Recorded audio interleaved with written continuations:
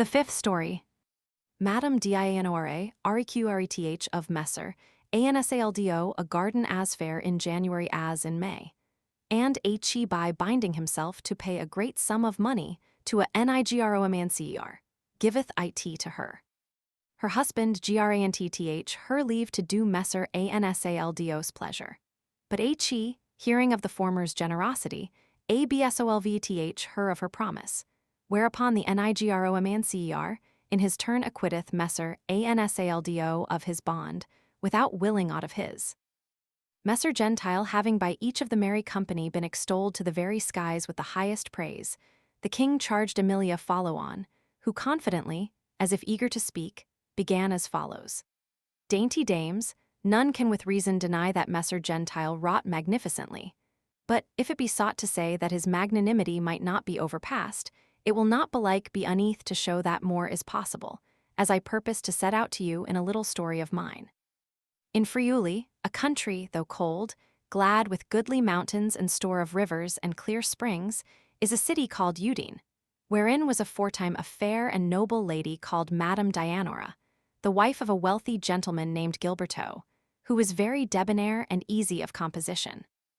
The lady's charm procured her to be passionately loved of a noble and great baron, by name Messer Ansaldo Gradens, a man of high condition and everywhere renowned for prowess and courtesy. He loved her fervently, and did all that lay in his power to be beloved of her, to which end he frequently solicited her with messages, but wearied himself in vain. At last, his importunities being irksome to the lady, and she seeing that, for all she denied him everything he sought of her, he stinted not therefore to love and solicit her. She determined to seek to rid herself of him by means of an extraordinary, and in her judgment an impossible demand. Wherefore she said one day to a woman, who came often to her on his part, Good woman, thou hast many times avouched to me that Messer Ansaldo loveth me over all things, and haste proffered me marvellous great gifts on his part, which I would have him keep to himself, seeing that never thereby might I be prevailed upon to love him or comply with his wishes. But an I could be certified that he loveth me in very deed as much as thou sayest, I might doubtless bring myself to love him and do that which he willeth. Wherefore, and he choose to certify me of this with that which I shall require of him, I shall be ready to do his commandments. Quoth the good woman, And what is that, madam, which you would have him do? That which I desire, replied the lady, is this. I will have, for this coming month of January, a garden near this city, full of green grass and flowers and trees in full leaf, no otherwise than as it were May. The which if he contrive not, let him never more send me thee nor any other, for that, and he importune me more, so surely as I have hitherto kept his pursuit hidden from my husband and my kinsfolk, will study to rid myself of him by complaining to them. The gentleman, hearing the demand and the offer of his mistress, for all it seemed to him a hard thing, and in a manner impossible to do, and he knew it to be required of the lady for none other what than to bereave him of all hope, determined nevertheless to essay whatsoever might be done thereof, and sent into various parts about the world, enquiring if there were any to be found who would give him aid and counsel in the matter. At last he happened upon one who offered, so he were well guerdoned, to do the thing by nigromantic art, and having agreed with him for a great sum of money, he joyfully awaited the appointed time, which come and the cold being extreme and everything full of snow and ice. The learned man, the night before the calends of January, so wrought by his arts in a very goodly meadow adjoining the city, that it appeared in the morning, according to the testimony of those who saw it, one of the goodliest gardens was ever seen of any, with grass and trees and fruits of every kind. Messer Ansaldo, after viewing this with the utmost gladness, let cull of the finest fruits and the fairest flowers that were there, and caused privily present them to his mistress, bidding her come and see the garden required by her, so thereby she might know how he loved her, and after, remembering her of the promise made him and sealed with an oath, bethink herself, as a loyal lady, to accomplish it to him. The lady, seeing the fruits and flowers, and having already from many heard tell of the miraculous garden, began to repent of her promise. Nathless, curious, for all her repentance of seeing strange things, she went with many other ladies of the city to view the garden, and having with no little wonderment commended it, amen, returned home, the wofullest woman alive, bethinking her of that to which she was bounden thereby. Such was her chagrin that she availed not so well to dissemble it, but needs must it appear. And her husband, perceiving it, was urgent to know the reason. The lady, for shamefastness, kept silence thereof a great while. But at last, constrained to speak, she orderly discovered to him everything. Which Gilberto, hearing, was at the first sore incensed, but presently, considering the purity of the lady's intent, and chasing away anger with better counsel, he said, Dianora, it is not the part of a discreet nor of a virtuous woman to give ear unto any message of this sort, nor to compound with any for her chastity under whatsoever condition. Words received into the heart, by the channel of the ears, have more potency than many conceive, and well nigh everything becometh possible to lovers. Thou didst ill then, first to hearken and after to enter into terms of composition. But, for that I know the purity of thine intent, I will, to absolve thee of the bond of the promise, concede thee that which peradventure none other would do, being thereto the more induced by fear of the nigromancer, whom Messer Ansaldo, and thou cheat him, will maybe cause make us woeful. I will then that thou go to him and study to have thyself absolved of this thy promise, preserving thy chastity, if thou mayst anywise contrive it. But, and it may not be otherwise, thou shalt, for this once, yield him thy body, but not thy soul. The lady, hearing her husband's speech, wept and denied herself willing to receive such a favor from him. But, for all her much denial, he would e'en have it be so. Accordingly, next morning, at daybreak, the lady, without overmuch adorning herself, repaired to Messer Ansaldo's house, with 2 of her serving men before and a chamberwoman after her. Ansaldo, hearing that his mistress was come to him, marveled sore, and letting call the nigromancer, said to him, I will have thee see what a treasure thy skill hath got me. Then, going to meet her, he received her with decency and reverence, without ensuing any disorderly appetite, and they entered all into a goodly chamber, wherein was a great fire. There he caused set her a seat, and said, Madam, I prithee, if the long love I have borne you merit any recompense, let it not irk you to discover to me the true cause which hath brought you hither at such an hour, and in such company. The lady, shamefast and well nigh with tears in her eyes, answered, Sir, neither love that I bear you nor plighted faith bringeth me hither, but the commandment of my husband, who, having more regard to the travails of your disorderly passion than to his honor and mine own, hath caused me come hither, and by his behest I am for this once disposed to do your every pleasure. If Messer Ansaldo had marveled at the sight of the lady, far more did he marvel when he heard her words, and moved by Gilberto's generosity. His heat began to change to compassion, and he said, God forbid, madam, and it be as you say, that I should be a mara of his honor who hath compassion of my love. Wherefore you shall, what while it is your pleasure to abide here, be no otherwise entreated than as you were my sister.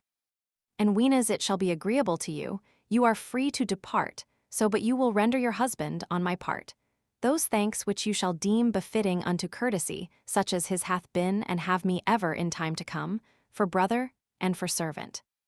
The lady, hearing these words, was the joyfullest woman in the world, and answered, saying, Nothing, having regard to your fashions, could ever make me believe that aught should ensue to me of my coming other than this that I see you do in the matter, whereof I shall still be beholden to you.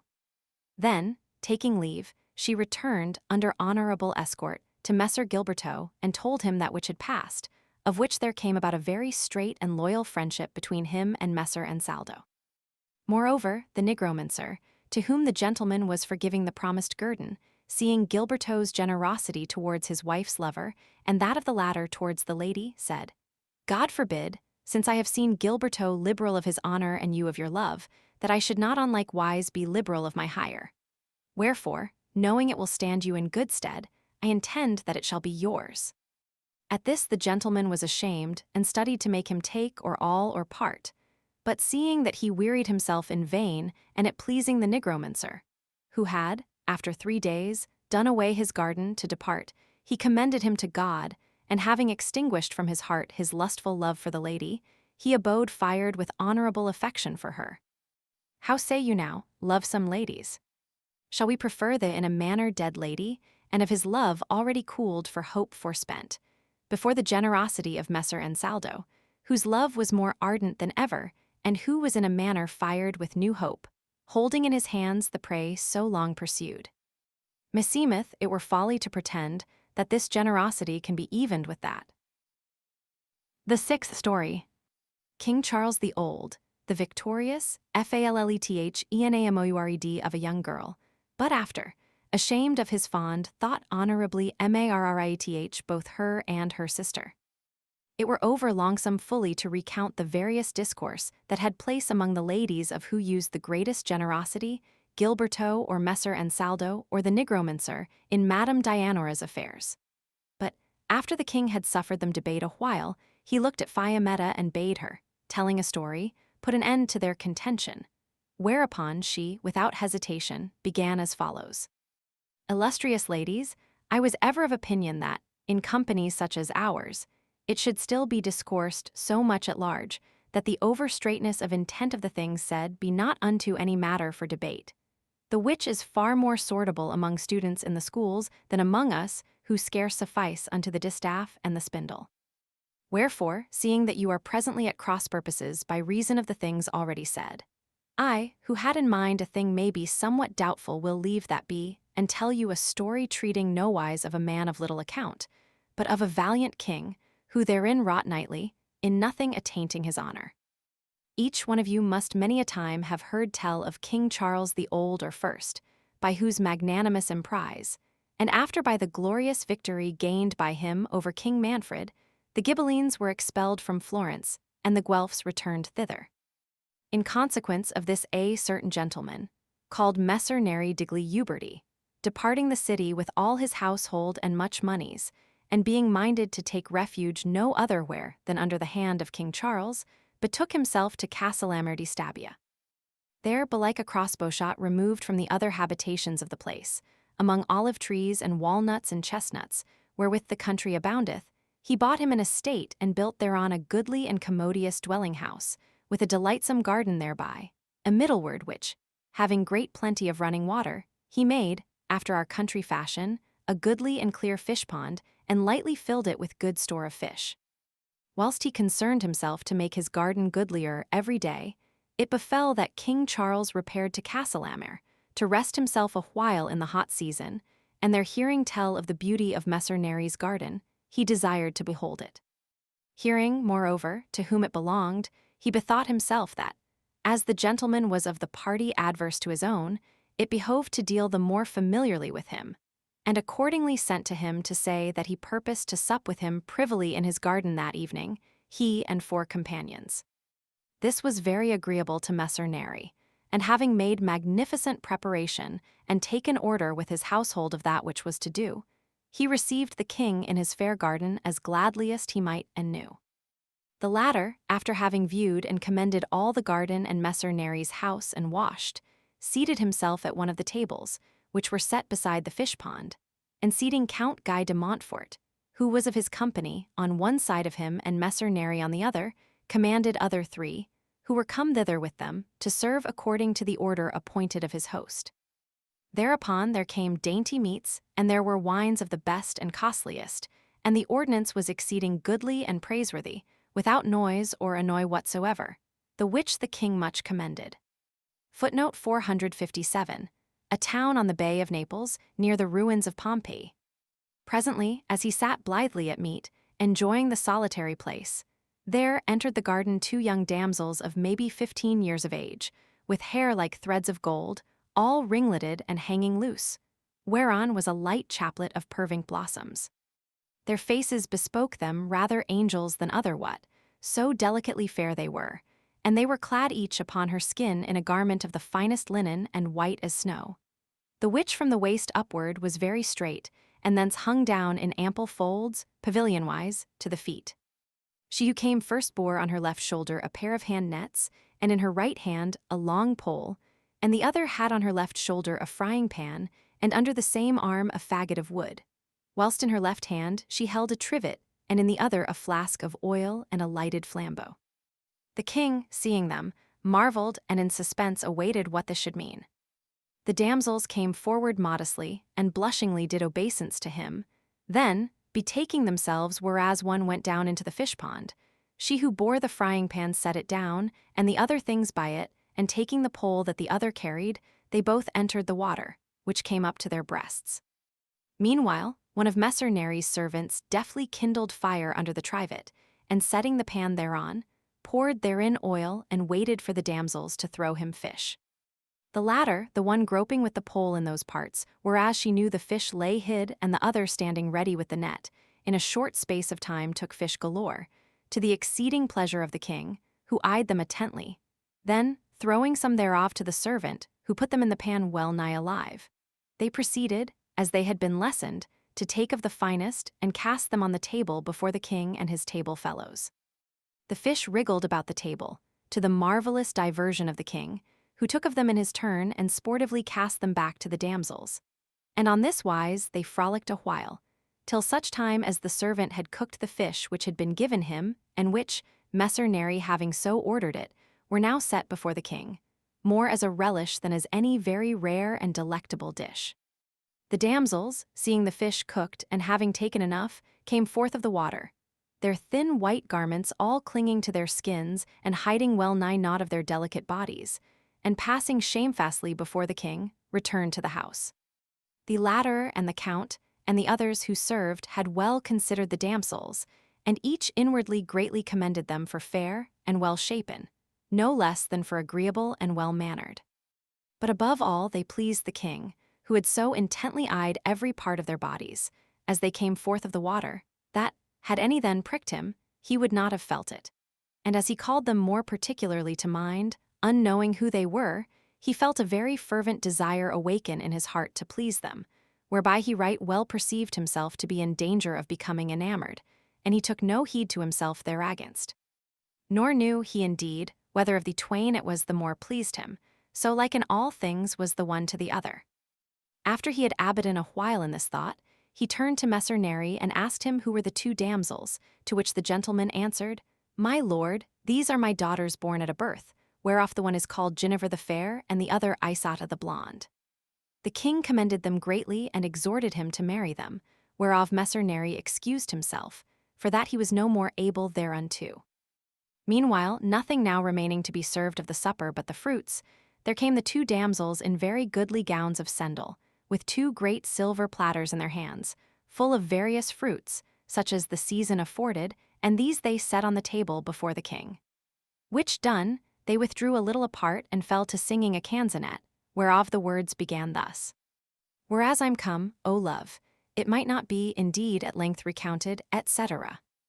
This song they caroled on such dulcet wise, and so delightsomely that to the king, who beheld and hearkened to them with ravishment, it seemed as if all the hierarchies of the angels were lighted there to sing.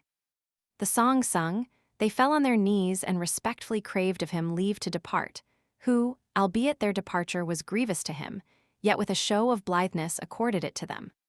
The supper being now at an end, the king remounted to horse with his company and leaving Messer Neri, returned to the royal lodging, devising of one thing and another. There, holding his passion hidden, but availing not, for whatsoever great affair might supervene, to forget the beauty and grace of Ginevra the Fair, for love of whom he loved her sister also, who was like unto her. He became so fast entangled in the amorous snares that he could think of well nigh naught else and feigning other occasions, kept a straight intimacy with Messer Neri, and very often visited his fair garden, to see Ginevra. At last, unable to endure longer and bethinking himself, in default of other means of compassing his desire, to take not one alone, but both of the damsels from their father, he discovered both his passion and his intent to Count Guy, who, for that he was an honorable man, said to him, "My lord, I marvel greatly at that which you tell me, and that more than would another, inasmuch as meseemeth I have from your childhood to this day known your fashions better than any other. Wherefore, meseeming never to have known such a passion in your youth, wherein love might lightlier have fixed his talons, and seeing you presently hard upon old age, it is so new and so strange to me that you should love by way of enamorment that it seemeth to me well nigh a miracle.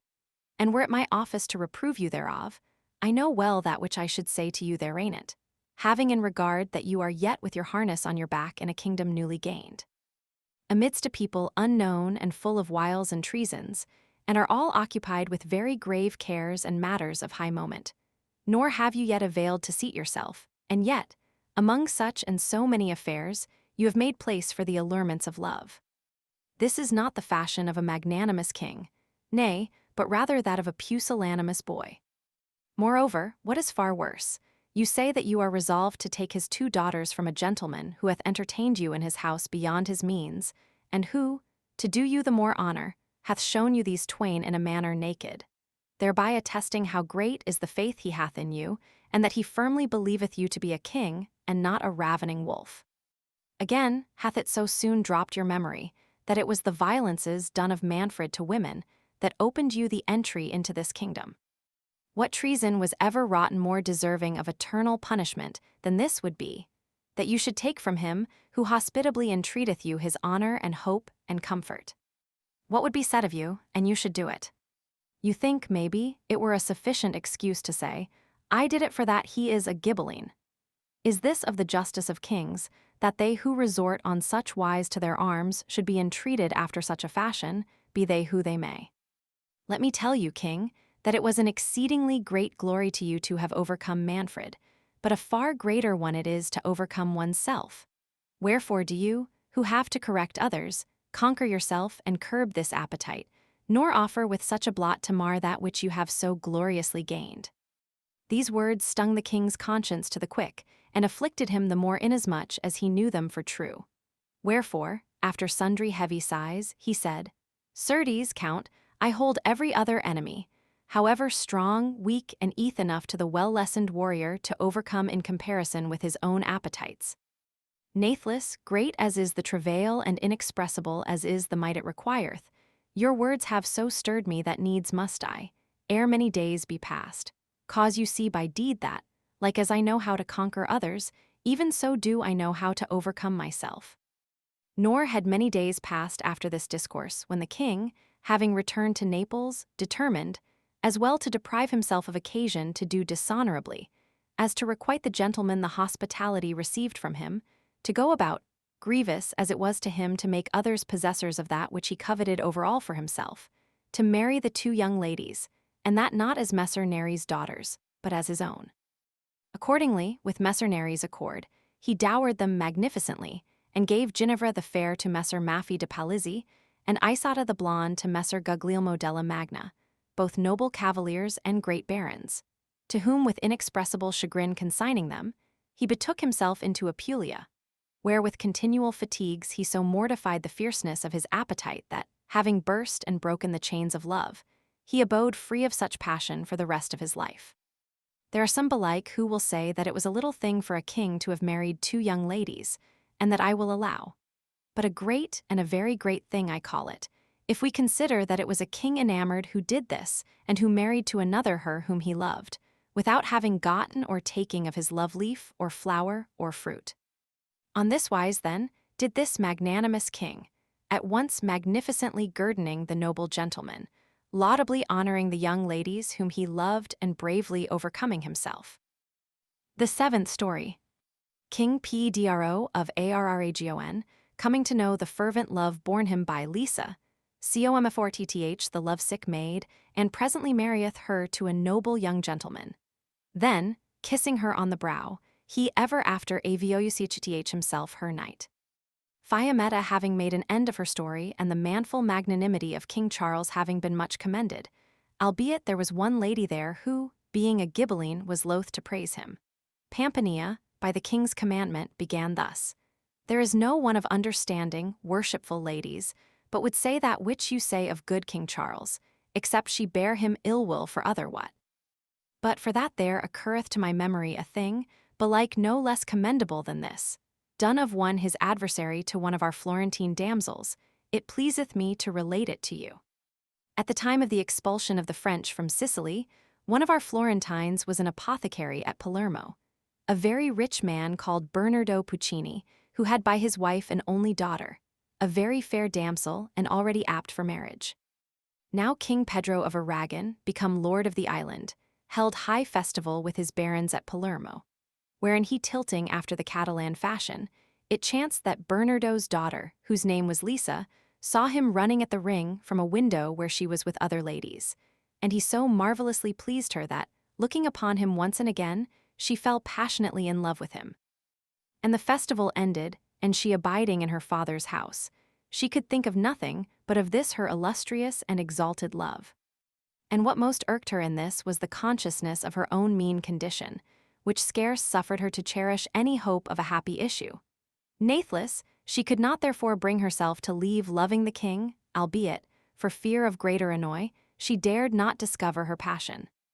The king had not perceived this thing and recked not of her, wherefore she suffered intolerable chagrin, past all that can be imagined. Thus it befell that, love still waxing in her and melancholy redoubling upon melancholy, the fair maid, unable to endure more, fell sick and wasted visibly away from day to day, like snow in the sun. Her father and mother, sore concerned for this that befell her, studied with assiduous tenderness to hearten her and succored her in as much as might be with physicians and medicines. But it availed nothing, for that, despairing of her love, she had elected to live no longer. It chanced one day that, her father offering to do her every pleasure, she bethought herself, and she might aptly, to seek, before she died, to make the king acquainted with her love and her intent, and accordingly she prayed him bring her Minuccio d'Arezzo. Now this Minuccio was in those days held a very quaint and subtle singer and player, and was gladly seen of the king. And Bernardo concluded that Lisa had a mind to hear him sing and play a while. Accordingly he sent to tell him, and Minuccio, who was a man of a debonair humor, incontinent came to her, and having Sumdel comforted her with kindly speech, softly played her a fit or two on a viol he had with him, and after sang her sundry songs, the which were fire and flame unto the damsel's passion, whereas he thought to solace her. Presently she told him that she would fain speak some words with him alone, wherefore, all else having withdrawn, she said to him, Minuccio, I have chosen thee to keep me very faithfully a secret of mine, hoping in the first place that thou wilt never discover it to anyone, save to him of whom I shall tell thee, and after that thou wilt help me in that which lieth in thy power. And of this I pray thee thou must know, then, Minuccio mine, that the day our Lord King Pedro held the great festival in honor of his exaltation to the throne, it befell me, as he tilted, to espy him at so dour a point that for the love of him there was kindled in my heart a fire that hath brought me to this pass wherein thou seest me.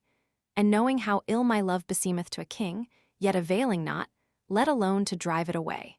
but even to abate it, and it being beyond measure grievous to me to bear, I have as a lesser evil elected to die, as I shall do.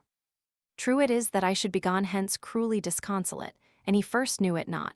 Wherefore, unknowing by whom I could more aptly acquaint him with this my resolution than by thyself, I desire to commit it to thee and pray thee that thou refuse not to do it, and ween as thou shalt have done it, that thou give me to know thereof, so that, dying comforted, I may be assoiled of these my pains. And this said, she stinted, weeping. Footnote 459. In si forte punto, or, in modern parlance, at so critical or ill-starred a moment. Minuccio marveled at the greatness of the damsel's soul, and at her cruel resolve, and was sore concerned for her. Then, it suddenly occurring to his mind how he might honorably oblige her, he said to her, Lisa, I pledge thee my faith, whereof thou mayst live assured that thou wilt never find thyself deceived. And after, commending thee of so high an emprise as it is to have set thy mind upon so great a king, I proffer thee mine aid, by means whereof I hope, and thou wilt but take comfort, so to do that, ere 3 days be past, I doubt not to bring thee news that will be exceeding grateful to thee. And to lose no time, I mean to go about it forthright. Lisa, having anew besought him amen thereof and promised him to take comfort, bade him God speed. Whereupon Minuccio, taking his leave, betook himself to one Mico de Siena, a mighty good rhymer of those days, and constrained him with prayers to make the following canzonet. Bestir thee, love, and get thee to my sire, and tell him all the torments I abide, tell him I'm like to die, for fearfulness concealing my desire. Love, with clasped hands I cry thee mercy, so thou mayst betake thee where my Lord doth dwell.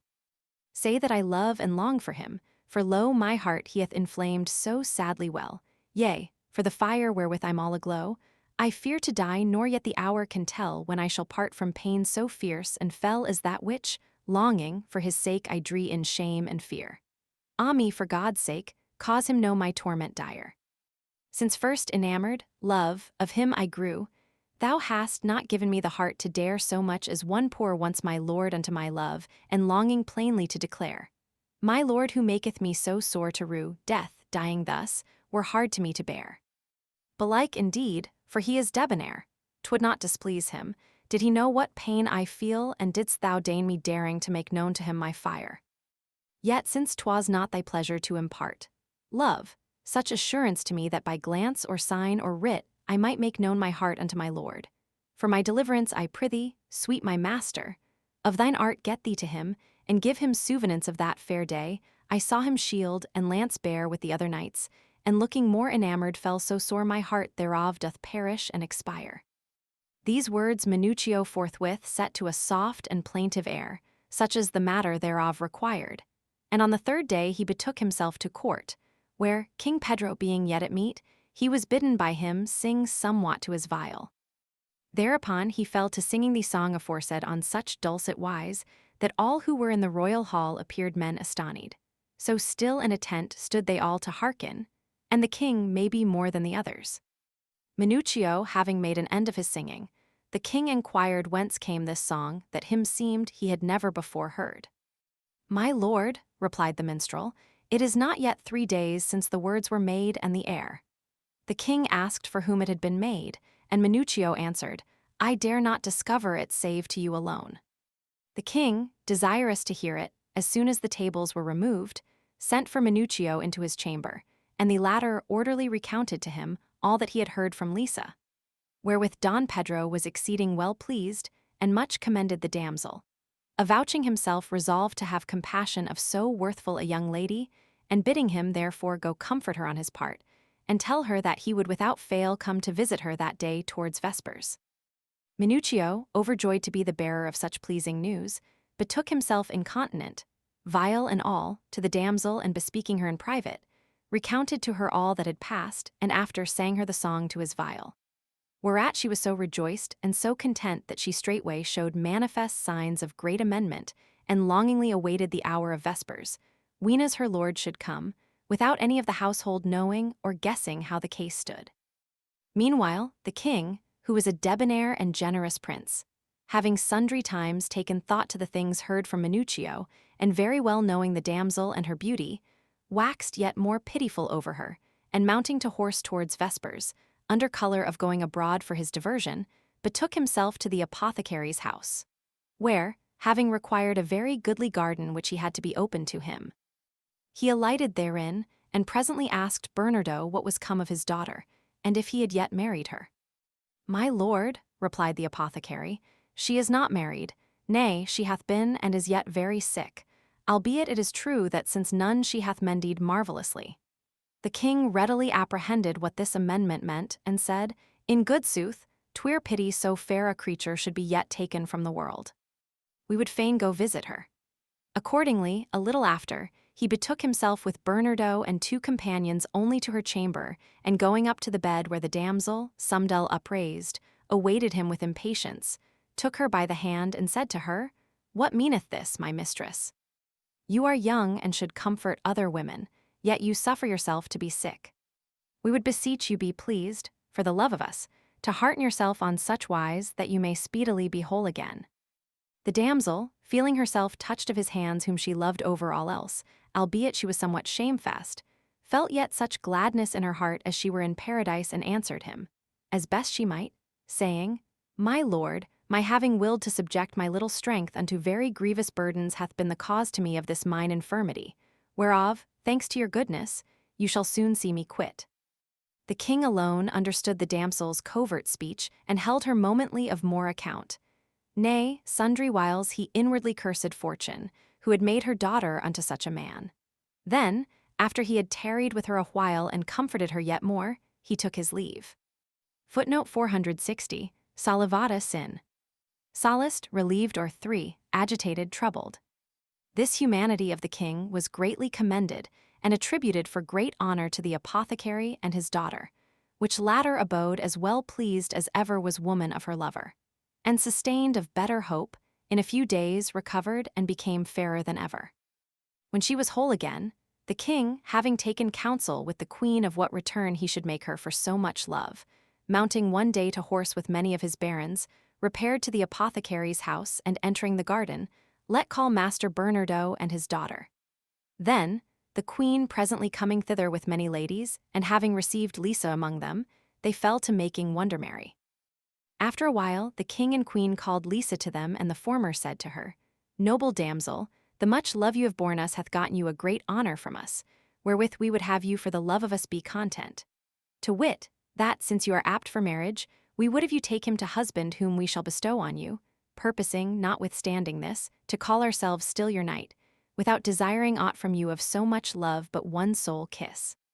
The damsel, grown all vermel in the face for shamefastness, making the king's pleasure hers, replied in a low voice on this wise, "My lord, I am well assured that, were it known that I had fallen enamored of you, most folk would account me mad therefore, thinking belike that I had forgotten myself, and knew not mine own condition nor yet yours. But God, who alone seeth the hearts of mortals, knoweth that, in that same hour whenas first you pleased me, I knew you for a king and myself for the daughter of Bernardo the apothecary, and that it ill beseemed me to address the ardor of my soul unto so high a place. But as you know far better than I, none here below falleth in love according to fitness of election, but according to appetite and inclination, against which law I once and again strove with all my might, till availing no farther, I loved and love and shall ever love you. But since first I felt myself taken with love of you, I determined still to make your will mine. Wherefore, not only will I gladly obey you in this matter of taking a husband at your hands, and holding him dear whom it shall please you to bestow on me, since that will be mine honor and estate, but should you bid me abide in the fire, it were a delight to me, and I thought thereby to pleasure you. To have you, a king, tonight, you know how far it befitteth me, wherefore to that I make no farther answer. Nor shall the kiss be vouchsafed you, which alone of my love you would have, without leave of my lady the queen. Nathless of such graciousness as hath been yours towards me, and that of our lady the queen here God render you for me both thanks and recompense, for I have not the wherewithal. And with that she was silent. Her answer much pleased the queen, and she seemed to her as discreet as the king had reported her. Don Pedro then let call the girl's father and mother, and finding that they were well pleased with that which he purposed to do, summoned a young man, by name Perticone, who was of gentle birth, but poor, and giving certain rings into his hand, married him, nothing loath, to Lisa. Which done, he then and there, over and above many and precious jewels bestowed by the queen and himself upon the damsel, gave him Cephalu and Calatabulata, two very rich and goodly fiefs, and said to him, "These we give thee to the lady's dowry. That which we purpose to do for thyself, thou shalt see in time to come." This said, he turned to the damsel, and saying, "Now will we take that fruit which we are to have of your love," took her head in his hands and kissed her on the brow. Perticone and Lisa's father and mother, well pleased, as indeed was she herself, held high festival and joyous nuptials, and according as many avouch, the king very faithfully kept his covenant with the damsel, for that, whilst she lived, he still styled himself her knight, nor ever went about any deed of arms, but he wore none other favor than that which was sent him of her. It is by doing, then, on this wise that subjects' hearts are gained, that others are incited to do well, and that eternal renown is acquired. But this is a mark at which few or none nowadays bend the bow of their understanding, most princes being presently grown cruel and tyrannical. The 8th story. Sopia Charonae, thinking to marry Gissippus, B. Cometh the wife of Titus Quintius Fulvus, and with Himbtakth herself to Rome, whither Gissippus cometh in poor case, and conceiving himself slighted of Titus, Declarth, so he may die, to have slain a man. Titus, recognizing to save Avouchith himself to have done the deed, and the true murderer, seeing this, discovereth himself. Whereupon they are all three liberated by Octavianus and Titus, giving Gissippus his sister to wife, hath all his good in common with him. Pampinea having left speaking, and all having commended King Pedro, the Ghibelline lady more than the rest, Fiametta, by the king's commandment, began thus: "Illustrious ladies, who is there knoweth not that kings, when they will, can do everything great, and that it is, to boot, especially required of them that they be magnificent. Whoso, then, having the power, doth that which pertaineth unto him, doth well. But folk should not so much marvel thereat nor exalt him to such a height with supreme praise as it would behove them do with another, of whom, for lack of means, less were required. Wherefore, if you with such words extol the actions of kings, and they seem to you fair, I doubt not anywise but those of our peers, weenas they are like unto or greater than those of kings, will please you yet more and be yet highlier commended of you. And I purpose accordingly to recount to you, in a story, the praiseworthy and magnanimous dealings of two citizens and friends with each other. You must know then that at the time when Octavianus Caesar, not yet styled Augustus, ruled the Roman Empire in the office called triumvirate, there was in Rome a gentleman called Publius Quintius Fulvus, who, having a son of marvelous understanding, by name Titus Quintius Fulvus, sent him to Athens to study philosophy, and commended him as most he might to a nobleman there called Cremes, his very old friend, by whom Titus was lodged in his own house, in company of a son of his called Giuseppus, and set to study with the latter, under the governance of a philosopher named Aristippus. The two young men, coming to consort together, found each other's usances so conformable that there was born thereof a brotherhood between them and a friendship so great that it was never sundered by other accident than death, and neither of them knew weal nor peace save in so much as they were together. Entering upon their studies, and being each alike endowed with the highest understanding, they ascended with equal step and marvelous commendation to the glorious altitudes of philosophy, and in this way of life they continued good 3 years, to the exceeding contentment of Cremes, who in a manner looked upon the one as no more his son than the other. At the end of this time it befell, even as it befalleth of all things, that Cremes, now an old man, departed this life, whereof the two young men suffered a like sorrow as for a common father. Nor could his friends and kinsfolk discern which of the twain was the more in need of consolation for that which had betided them. Footnote 461. Sic, Publio Quinzio Fulvo. But where should it not rather be Publio Quinto Fulvio, i.e. Publius Quintus Fulvius, a form of the name which seems more in accordance with the genius of the Latin language? It came to pass, after some months, that the friends and kinsfolk of Giuseppus resorted to him, and together with Titus exhorted him to take a wife, to which he consenting, they found him a young Athenian lady of marvelous beauty and very noble parentage, whose name was Sophronia, and who was maybe 15 years old. The term of the future nuptials drawing nigh, Giuseppus one day besought Titus to go visit her with him, for that he had not yet seen her. Accordingly, they being come into her house and she seated between the twain, Titus proceeded to consider her with the utmost attention, as if to judge of the beauty of his friend's bride, and every part of her pleasing him beyond measure, what while he inwardly commended her charms to the utmost, he fell, without showing any sign thereof, as passionately enamored of her as ever yet man of woman.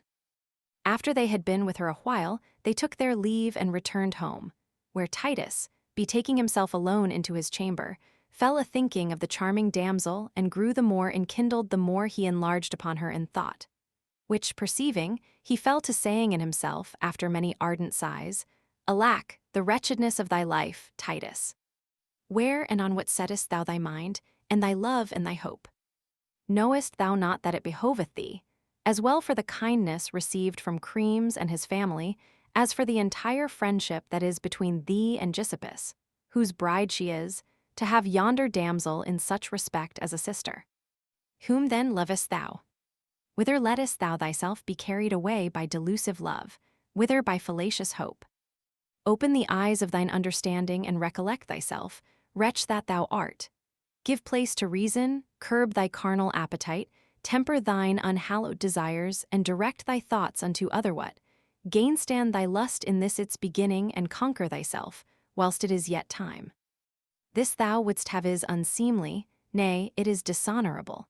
This thou art minded to ensue it behoveth thee, even wert thou assured, which thou art not, of obtaining it, to flee from, and thou have regard unto that which true friendship requireth, and that which thou oughtest.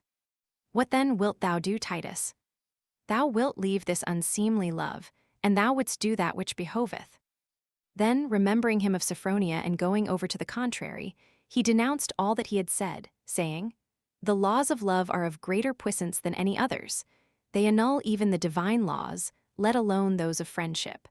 How often aforetime hath father loved daughter, brother sister, stepmother stepson, things more monstrous than for one friend to love the other's wife, the which hath already 1,000 times befallen. Moreover, I am young, and youth is altogether subject to the laws of love. Wherefore that which pleaseth him, needs must it please me. Things honorable pertain unto maturer folk. I will not save that which love willeth. The beauty of yonder damsel deserveth to be loved of all, and if I love her, who am young, who can justly blame me therefore? I love her not because she is Giuseppes's, nay, I love her for that I should love her, whosoever she was. In this fortune sinneth that hath allotted her to Giuseppes my friend, rather than to another. And if she must be loved, as she must, and deservedly, for her beauty, Giuseppes, and he came to know it, should be better pleased that I should love her, I, than another. Then, from that reasoning he reverted again to the contrary, making mock of himself, and wasted not only that day and the ensuing night in passing from this to that and back again, but many others, insomuch that, losing appetite and sleep therefore, he was constrained for weakness to take to his bed. Giuseppes, having beheld him several days full of melancholy thought, and seeing him presently sick, was sore concerned, and with every art and all solicitude studied to comfort him, never leaving him and questioning him often and instantly of the cause of his melancholy and his sickness. Titus, after having once and again given him idle tales, which Giuseppes knew to be such, by way of answer, finding himself constrained thereunto, with tears and sighs replied to him on this wise: Giuseppes, had it pleased the gods, death were far more agree to me than to live longer, considering that fortune hath brought me to a pass whereas it behoved me make proof of my virtue, and that I have, to my exceeding shame, found this latter overcome. But certes I look thereof to have ere long the reward that befitteth me, to wit, death, and this will be more pleasing to me than to live in remembrance of my baseness, which latter, for that I cannot nor should hide aught from thee, I will, not without sore blushing, discover to thee. Then, beginning from the beginning, he discovered to him the cause of his melancholy and the conflict of his thoughts, and ultimately gave him to know which had gotten the victory, and confessed himself perishing for love of Sophronia, declaring that, knowing how much this misbeseemed him, he had for penance thereof resolved himself to die, whereof he trusted speedily to make an end. Giuseppes, hearing this and seeing his tears, abode a while irresolute, as one who, though more moderately, was himself taken with the charms of the fair damsel, but speedily bethought himself that his friend's life should be dearer to him than Sophronia. Accordingly, solicited to tears by those of his friend, he answered him, weeping, Titus, wert thou not in need as thou art of comfort, I should complain of thee to thyself, as of one who hath transgressed against our friendship in having so long kept thy most grievous passion hidden from me. Since, albeit it appeared not to the honorable, nevertheless dishonorable things should not, more than honorable, be hidden from a friend. For that a friend, like as he rejoiceth with his friend in honorable things, even so he studieth to do away the dishonorable from his friend's mind. But for the present I will refrain therefrom, and come to that which I perceive to be of greater urgency. That thou lovest Sophronia, who is betrothed to me, I marvel not. Nay, I should marvel, indeed, if it were not so, knowing her beauty and the nobility of thy mind, so much the more susceptible of passion as the thing that pleaseth hath the more excellence. And the more reason thou hast to love Sophronia, so much the more unjustly dost thou complain of fortune, albeit thou expressest this not in so many words. In that it hath awarded her to me, it seeming to thee that thy love for her had been honorable, were she other than mine. But tell me, if thou be as well advised as thou usest to be, to whom could fortune have awarded her, whereof thou shouldst have more cause to render it thanks than of having awarded her to me?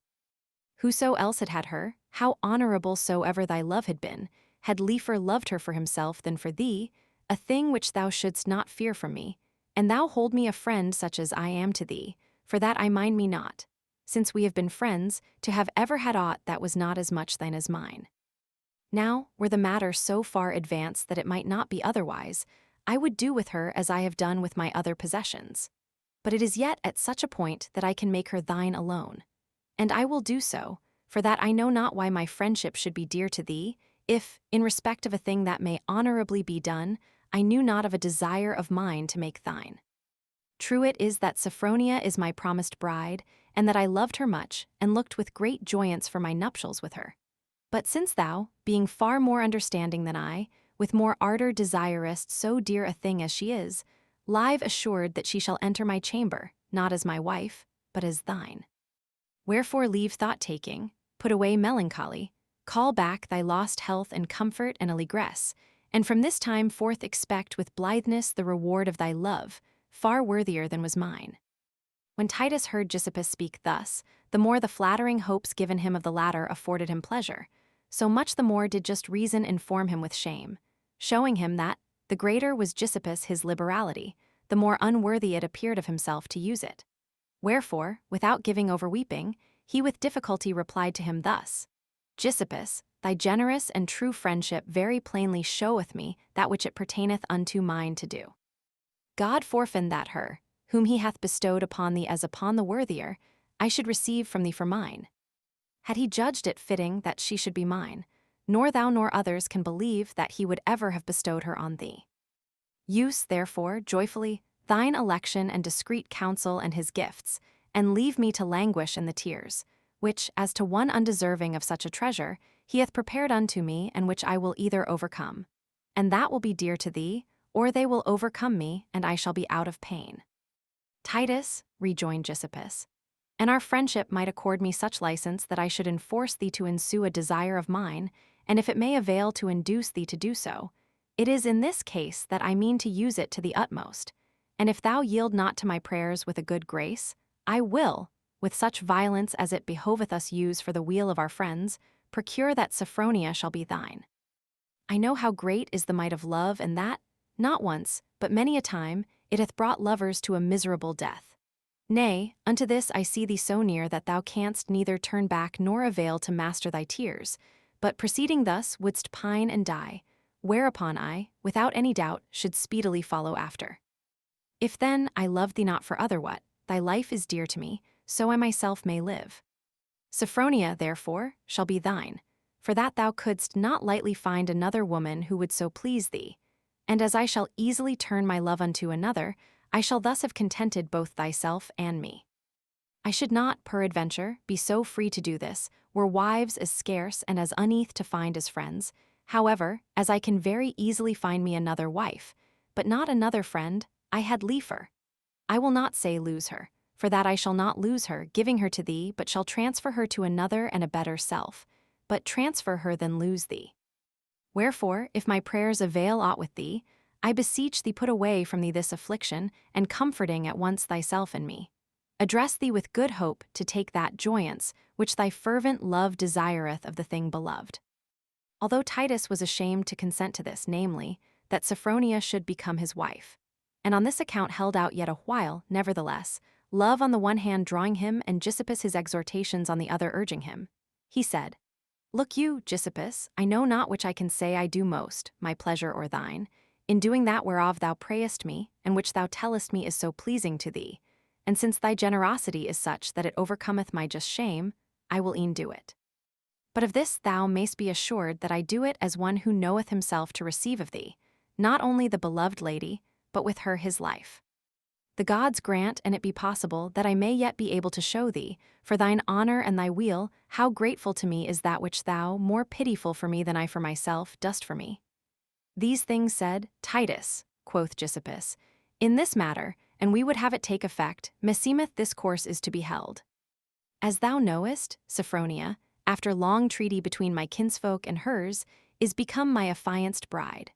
Wherefore, should I now go about to say that I will not have her to wife, a sore scandal would ensue thereof, and I should anger both her kinsfolk and mine own. Of this, indeed, I should reck nothing, and I saw that she was thereby to become thine. But I misdoubt me that, and I renounce her at this point, her kinsfolk will straightway give her to another, who belike will not be thyself, and so wilt thou have lost that which I shall not have gained.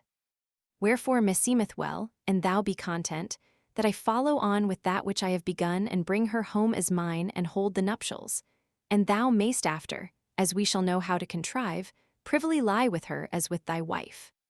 Then, in due place and season, we will make manifest the fact, which, if it please them not, will still be done, and they must perforce be content, being unable to go back upon it.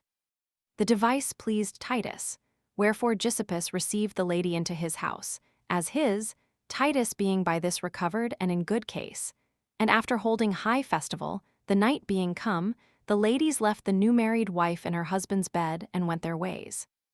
Now Titus his chamber adjoined that of Giuseppus, and one might go from the one room into the other. Wherefore Giuseppus, being in his chamber, and having put out all the lights, betook himself stealthily to his friend, and bade him go couch with his mistress. Titus, seeing this, was overcome with shame, and would fain have repented and refused to go. But Giuseppus, who with his whole heart, no less than in words, was minded to do his friend's pleasure, sent him thither, after long contention. Whenas he came into the bed, he took the damsel in his arms and asked her softly, as if in sport, if she chose to be his wife. She, thinking him to be Giuseppus, answered, Yes, whereupon he set a goodly and rich ring on her finger, saying, And I choose to be thy husband. Then, the marriage consummated, he took long and amorous pleasance of her, without her or others anywise perceiving that other than Giuseppus lay with her. The marriage of Sophronia and Titus being at this pass, Publius his father departed this life, wherefore it was written him that he should without delay return to Rome, to look to his affairs, and he accordingly took counsel with Giuseppus to betake himself thither and carry Sophronia with him, which might not nor should aptly be done without discovering to her how the case stood. Accordingly, one day, calling her into the chamber, they thoroughly discovered to her the fact, and thereof Titus certified her, by many particulars of that which had passed between them twain. Sophronia, after eyeing the one and the other somewhat despitefully, fell a-weeping bitterly, complaining of Giuseppus his deceit. Then, rather than make any words of this in his house, she repaired to that of her father and there acquainted him and her mother with the cheat that had been put upon her and them by Giuseppus, avouching herself to be the wife of Titus and not of Giuseppus, as they believed. This was exceeding grievous to Sophronia's father, who made long and sore complaint thereof to her kinsfolk and those of Giuseppus, and much and great was the talk and the clamor by reason thereof. Giuseppus was held in despite both by his own kindred and those of Sophronia, and every one declared him worthy not only of blame, but of severe chastisement, whilst he, on the contrary, avouched himself to have done an honorable thing, and one for which thanks should be rendered him by Sophronia's kinsfolk, having married her to a better than himself. Titus, on his part, heard and suffered everything with no little annoy, and knowing it to be the usance of the Greeks to press on with clamors and menaces, till such times as they found who should answer them, and then to become not only humble, but abject. He bethought himself that their clamor was no longer to be brooked without reply, and having a Roman spirit and an Athenian wit, he adroitly contrived to assemble Giuseppus his kinsfolk and those of Sophronia in a temple, wherein entering, accompanied by Giuseppus alone, he thus bespoke the expectant folk. It is the belief of many philosophers that the actions of mortals are determined and foreordained of the immortal gods, wherefore some will have it that all that is, or shall ever be done is of necessity, albeit there be others who attribute this necessity to that only which is already done. If these opinions be considered with any diligence, it will very manifestly be seen that to blame a thing which cannot be undone is to do no otherwhat than to seek to show oneself wiser than the gods, who, we must e'en believe, dispose of and govern us and our affairs with unfailing wisdom and without any error. Wherefore you may very easily see what fond and brutish overweening it is to presume to find fault with their operations, and eke how many, and what chains they merit who suffer themselves be so far carried away by hardihood as to do this. Of whom, to my thinking, you are all, if that be true which I understand you have said, and still say for that Sophronia is become my wife, whereas you had given her to Giuseppus, never considering that it was foreordained from all eternity that she should become not his, but mine, as by the issue is known at this present. But for that to speak of the secret foreordinance and intention of the gods appeareth unto many a hard thing and a grievous to apprehend, I am willing to suppose that they concern not themselves with aught of our affairs, and to condescend to the counsels of mankind, in speaking whereof, it will behove me to do two things, both very contrary to my usances, the one, somedel to commend myself, and the other, in some measure to blame or disparage others. But for that I purpose, neither in the one nor in the other, to depart from the truth, and that the present matter requireth it, I will e'en do it. Your complainings, dictated more by rage than by reason, upbraid, revile, and condemn Giuseppus with continual murmurs or rather clamors. For that of his counsel, he hath given me to wife her whom you of yours had given him.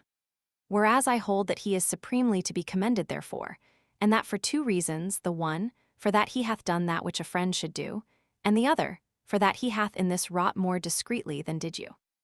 That which the sacred laws of friendship will that one friend should do for the other, it is not my intention at this present to expound, being content to have recalled to you this much only thereof, to wit, that the bonds of friendship are far more stringent than those of blood or of kindred, seeing that the friends we have are such as we choose for ourselves, and our kinsfolk such as fortune giveth us. Wherefore, if Giuseppus loved my life more than your goodwill, I being his friend, as I hold myself, none should marvel thereat. But to come to the second reason, wherein it more instantly behoveth to show you that he hath been wiser than yourselves, since meseemeth you reck nothing of the foreordinance of the gods, and know yet less of the effects of friendship. I say, then, that you of your judgment, of your counsel, and of your deliberation, gave Sophronia to Giuseppus, a young man and a philosopher. Giuseppus of his gave her to a young man and a philosopher. Your counsel gave her to an Athenian, and that of Giuseppus to a Roman. Your counsel gave her to a youth of noble birth, and his to one yet nobler. Yours to a rich youth, his to a very rich. Yours to a youth who not only loved her not, but scarce knew her, his to one who loved her over his every happiness, and more than his very life. And to show you that this I say is true, and that Giuseppus his action is more commendable than yours, let us consider it, part by part. That I, like Giuseppus, am a young man and a philosopher, my favor and my studies may declare, without more discourse thereof. One same age is his and mine, and still with equal step have we proceeded studying. True, he is an Athenian, and I am a Roman. If it be disputed of the glory of our native cities, I say that I am a citizen of a free city, and he of a tributary one. I am of a city mistress of the whole world, and he of a city obedient unto mine. I am of a city most illustrious in arms, in empery, and in letters, whereas he can only commend his own for letters. Moreover, albeit you see me here on lowly wise enough a student, I am not born of the dregs of the Roman populace. My houses and the public places of Rome are full of antique images of my ancestors, and the Roman annals will be found full of many a triumph led by the Quintii up to the Roman capital. Nor is the glory of our name fallen for age into decay, nay, it presently flourisheth more splendidly than ever. I speak not, for shamefastness, of my riches, bearing in mind that honorable poverty hath ever been the ancient and most ample patrimony of the noble citizens of Rome. But, if this be condemned of the opinion of the vulgar and treasures commended, I am abundantly provided with these latter, not as one covetous, but as beloved of fortune. I know very well that it was, and should be dear unto you to have Giuseppus here in Athens to kinsman. But I ought not for any reason to be less dear to you at Rome, considering that in me you would have there an excellent host, and an useful and diligent and powerful patron, no less in public occasions than in matters of private need. Footnote 468, i.e. my riches are not the result of covetous amassing, but of the favors of fortune. Who then, letting be willfulness and considering with reason, will commend your counsels above those of my Giuseppus? Certes, none. Sophronia, then, is well and duly married to Titus Quintius Fulvus, a noble, rich, and long-descended citizen of Rome and a friend of Giuseppus. Wherefore whoso complaineth or maketh moan of this doth not that which he ought, neither knoweth that which he doth. Some perchance will say that they complain not of Sophronia being the wife of Titus, but of the manner wherein she became his wife, to wit, in secret and by stealth, without friend or kinsman knowing aught thereof. But this is no marvel nor thing that betideth newly. I willingly leave be those who have aforetime taken husbands against their parents, will and those who have fled with their lovers, and have been mistresses before they were wives, and those who have discovered themselves to be married rather by pregnancy or childbearing than with the tongue, yet hath necessity commended it to their kinsfolk. Nothing of which hath happened in Sophronia's case. Nay, she hath orderly, discreetly, and honorably been given by Giuseppus to Titus. Others will say that he gave her in marriage to whom it appertained not to do so. But these be all foolish and womanish complaints, and proceed from lack of advisement. This is not the first time that fortune hath made use of various means and strange instruments to bring matters to foreordained issues. What have I to care if it be a cordwainer rather than a philosopher, that hath, according to his judgment, dispatched an affair of mine, and whether in secret or openly, provided the issue be good? If the cordwainer be indiscreet, all I have to do is to look well that he have no more to do with my affairs, and thank him for that which is done. If Giuseppus hath married Sophronia well, it is a superfluous folly to go complaining of the manner and of him. If you have no confidence in his judgment, look ye have no more of your daughters to marry, and thank him for this one. Nevertheless, I would have you to know that I sought not, either by art or by fraud, to impose any stain upon the honor and illustriousness of your blood in the person of Sophronia. And that, albeit I took her secretly to wife, I came not as a ravisher to rob her of her maidenhead, nor sought, after the manner of an enemy, whilst shunning your alliance, to have her otherwise than honorably. But being ardently enkindled by her lovesome beauty and by her worth, and knowing that, had I sought her with that ordinance which you will maybe say I should have used, I should not, she being much beloved of you, have had her. For fear lest I should carry her off to Rome, I used the occult means that may now be discovered to you, and caused Giuseppus, in my person, consent unto that which he himself was not disposed to do. Moreover, ardently as I loved her, I sought her embraces not as a lover, but as a husband, nor, as she herself can truly testify, did I draw near to her till I had first both with the due words and with the ring espoused her, asking her if she would have me for husband, to which she answered aye. If it appear to her that she hath been deceived, it is not I who am to blame therefore, but she, who asked me not who I was. This, then, is the great misdeed, the grievous crime, the sore default committed by Giuseppus as a friend and by myself as a lover, to wit, that Sophronia hath secretly become the wife of Titus Quintius, and this it is for which you defame and menace and plot against him. What more could you do, had he bestowed her upon a churl, a losel, or a slave? What chains, what prison, what gibbets had sufficed thereunto? But let that be for the present. The time is come which I looked not for yet, to wit, my father is dead, and it behoveth me return to Rome. Wherefore, meaning to carry Sophronia with me, I have discovered to you that which I should otherwise belike have yet kept hidden from you, and with which, an you be wise, you will cheerfully put up for that. Had I wished to cheat or outrage you, I might have left her to you, scorned and dishonored. But God forfend that such a baseness should ever avail to harbor in a Roman breast. She then, namely Sophronia, by the consent of the gods and the operation of the laws of mankind, no less than by the admirable contrivance of my Giuseppus and mine own amorous astuteness, is become mine. And this it seemeth that you, holding yourselves belike wiser than the gods and than the rest of mankind, brutishly condemn, showing your disapproval in two ways both exceedingly noyous to myself. First, by detaining Sophronia, over whom you have no right, save in so far as it pleaseth me to allow it. And secondly, by entreating Giuseppus, to whom you are justly beholden, as an enemy. How foolishly you do in both which things I purpose not at this present to make farther manifest to you, but will only counsel you, as a friend, to lay by your despites and altogether leaving your resentments and the rancors that you have conceived, to restore Sophronia to me, so I may joyfully depart your kinsman and live your friend. For of this, whether that which is done please you or please you not, you may be assured that, if you offer to do otherwise, I will take Giuseppus from you, and if I win to Rome, I will without fail, however ill you may take it, have her again who is justly mine, and ever after showing myself your enemy, will cause you know by experience that whereof the despite of Roman souls is capable.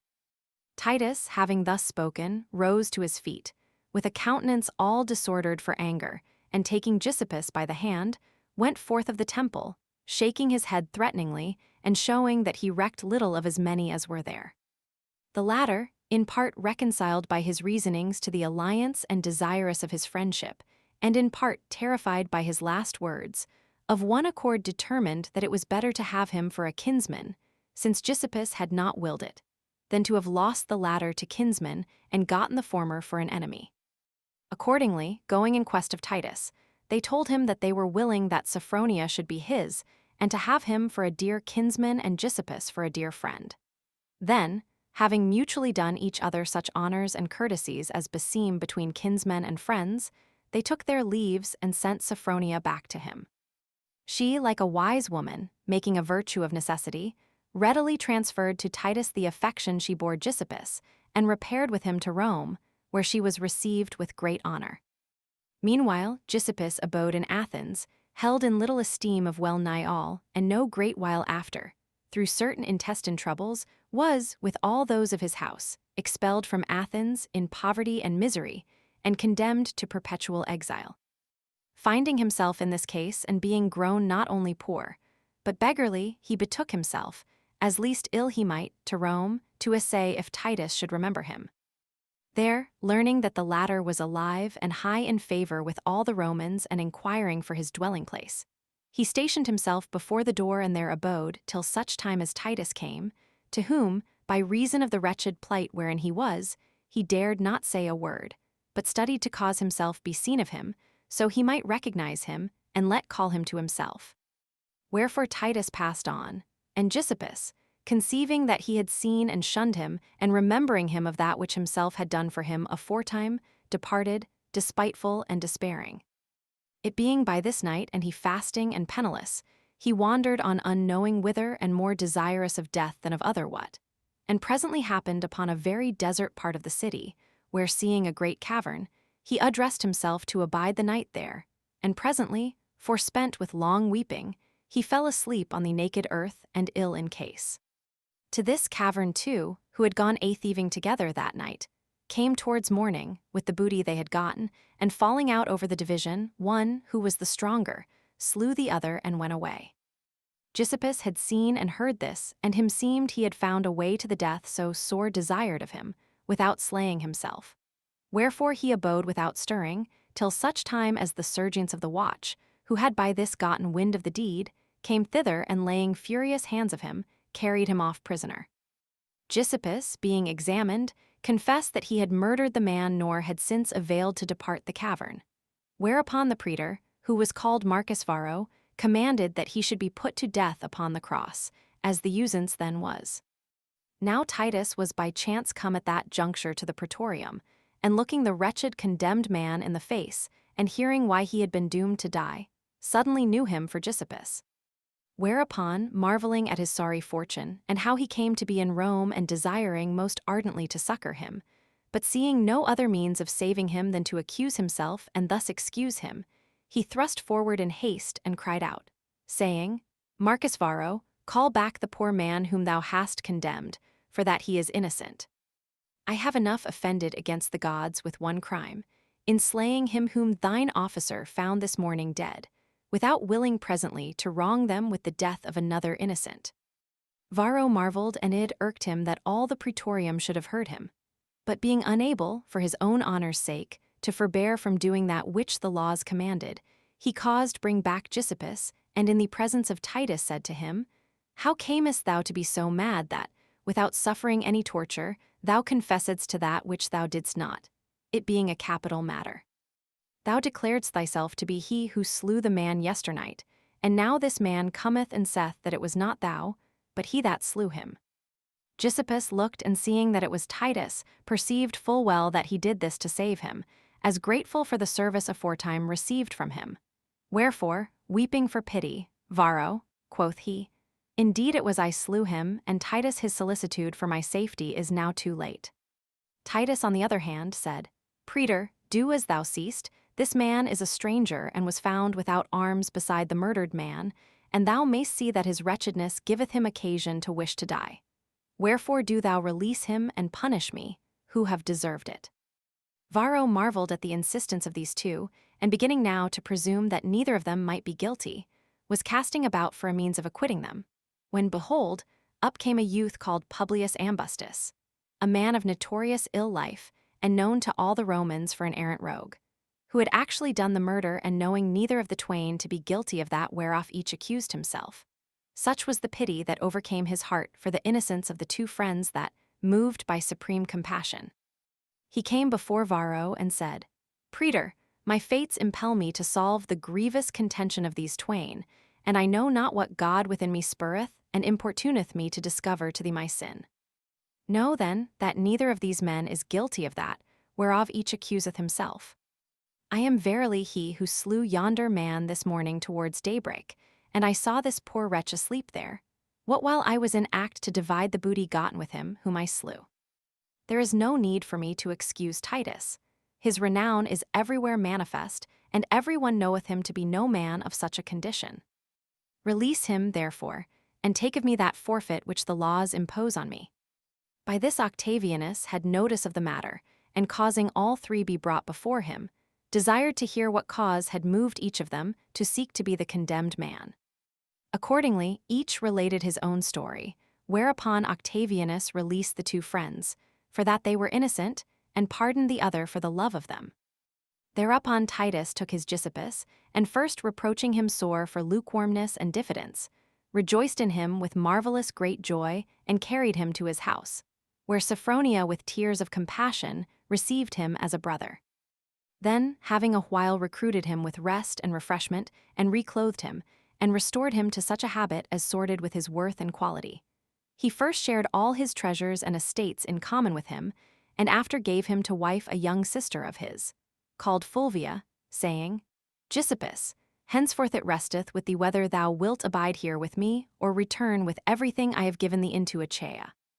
Giuseppus, constrained on the one hand by his banishment from his native land, and on the other by the love which he justly bore to the cherished friendship of Titus, consented to become a Roman, and accordingly took up his abode in the city, where he with his Fulvia and Titus with his Sophronia lived long and happily, still abiding in one house and waxing more friends, and more they might be, every day. Footnote 469, sic typeidza, but semble timidity or distrustfulness is meant. A most sacred thing, then, is friendship, and worthy not only of a special reverence, but to be commended with perpetual praise, as the most discreet mother of magnanimity and honor, the sister of gratitude and charity, and the enemy of hatred and avarice, still, without waiting to be entreated, ready virtuously to do unto others that which it would have done to itself. Nowadays its divine effects are very rarely to be seen in any twain, by the fault and to the shame of the wretched cupidity of mankind, which, regarding only its own profit, hath relegated it to perpetual exile, beyond the extremest limits of the earth. What love, what riches, what kinship, what, except friendship, could have made Giuseppus feel in his heart the ardor, the tears, and the sighs of Titus with such efficacy as to cause him yield up to his friend his betrothed bride, fair and gentle and beloved of him?